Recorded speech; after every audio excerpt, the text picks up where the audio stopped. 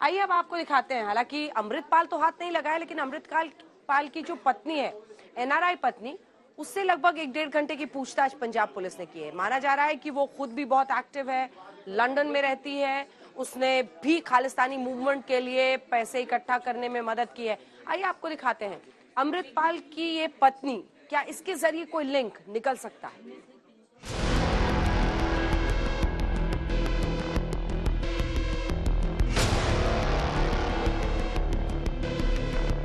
Most wanted Amritpal ने Punjab police को चक्रघिन्नी बना रखा है। जैसे ही पंजाब पुलिस को लगता है कि वो अमृतपाल तक पहुंचने वाली है, तो 2 हाथ दूर से निकल जाता है। सवाल यह है कि अमृतपाल को कौन बचा रहा है? क्या पंजाब पुलिस में अमृतपाल का कोई मुखबिर बैठा है? क्या अमृतपाल की एनआरआई पत्नी किरणदीप कौर अमृतपाल को बचा रही है? क्या अमृतपाल की एनआरआई पत्नी को अमृतपाल के सीक्रेट ठिकानों के बारे में पता है? क्या अमृतपाल की गिरफ्तारी में देरी के पीछे कोई बड़ी प्लानिंग है? क्या अमृतपाल को बब्बर खालसा और पाकिस्तान की खुफिया एजेंसी आईएसआई बचा रहे हैं? सूत्रों की माने तो अमृतपाल हुलिया और रूप बदलकर पुलिस को चकमा दे रहा है। बताया यह भी जा रहा है कि अमृतपाल के लिए सारी प्लानिंग उसकी एनआरआई बीवी कर रही है। वो कैसे? आइए आपको पूरी प्लानिंग समझाते हैं।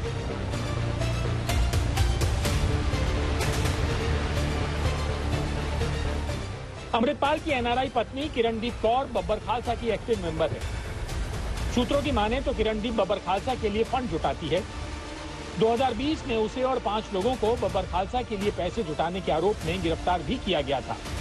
किरणदीप कौर ब्रिटेन से खालिस्तान मूवमेंट के लिए फंडिंग कर रही थी। बताया जा रहा है कि अमृतपाल को पाकिस्तान की खुफिया एजेंसी आईएसआई छुपने में मदद कर रही है और आईएसआई ने अमृतपाल के लिए खालिस्तानी समर्थक और नामित आतंकी हरविंदर सिंह रिंदा के रिश्तेदारों के यहाँ ठहरने का इंतजाम किया है, क्योंकि अमृतपाल जिस बाइक से फरार हुआ उस बाइक को पप्पल प्रीत नाम का शख्स चला रहा था और पप्पल प्रीत के लिंक आईएसआई से हैं। इसीलिए पंजाब पुलिस सीधे अमृतसर में अमृतपाल के घर जल्लूपुर खेड़ा गांव पहुंचती है और अमृतपाल की मां और पत्नी से कई घंटे पूछताछ करती है। सूत्रों के मुताबिक पुलिस अमृतपाल की पत्नी से लेकर उसके परिजनों के बैंक खातों की जांच कर रही है। साथ ही उसकी एनआरआई पत्नी का पूरा रिकॉर्ड खंगाल रही है। अमृतपाल ने इसी साल फरवरी में किरणदीप कौर से शादी की थी। किरणदीप कौर के साथ अमृतपाल की हाल ही में शादी हुई है और शादी भी गुपचुप तरीके से हुई है। किरणदीप कौर, जैसा कि आपको मालूम है, एक ब्रिटिश नागरिक हैं और वैसे उनका परिवार मूलतः जालंधर का रहने वाला है, लेकिन ऐसे आरोप हैं कि अमृतपाल और उसके समर्थकों को फॉरेन की फंडिंग मिली है। दलजीत कलसी की गिरफ्तारी के बाद यह भी सामने आ चुका है कि उसे लगभग 35 करोड़ रुपए पिछले 2 सालों में कई सोर्सेज से मिले थे।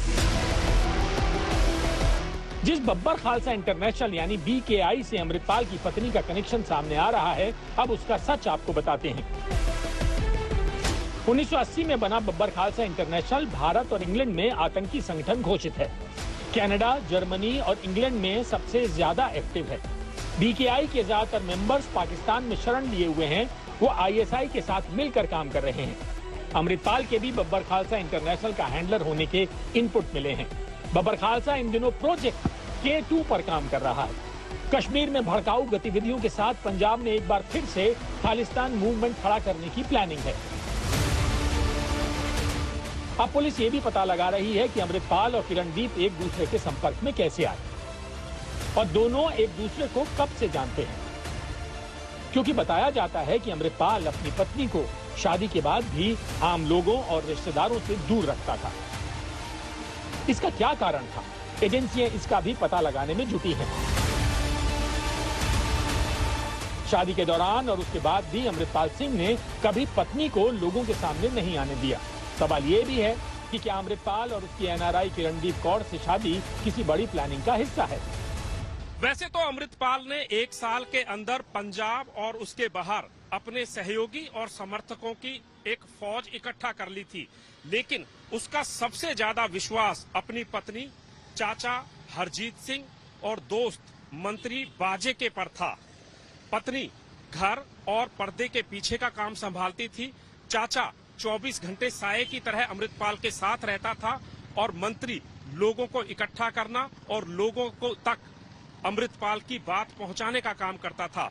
फिलहाल चाचा और मंत्री पुलिस की हिरासत में हैं, जेल में है, लेकिन पत्नी अभी भी अमृतपाल का बचाव करती हुई नजर आ रही है।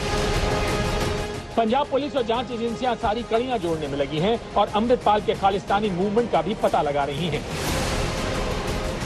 अमृतसर से मंजीत सहगल के साथ सत्येंद्र चौहान, जालंधर, आज तक।